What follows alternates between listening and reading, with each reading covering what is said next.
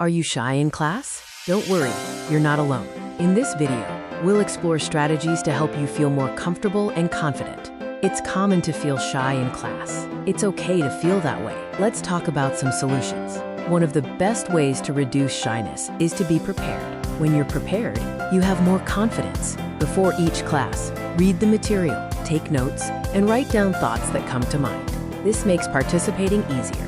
Thinking of potential questions beforehand can boost your confidence and make participating less stressful. If feeling very shy, start by participating in small ways. Build confidence over time. Begin with small group discussions. This lessens the pressure and can help you feel more comfortable. Engage in the online class chat too. It's a less intimidating place to make comments or ask questions. Active listening helps shift focus from your shyness to the discussion, making it more engaging. Truly focusing on the conversation can make you less self-conscious and more involved.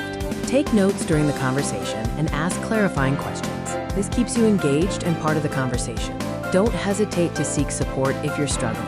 It's okay to ask for help. Talk to teachers, counselors, or tutors. They're there to help you succeed and feel more comfortable.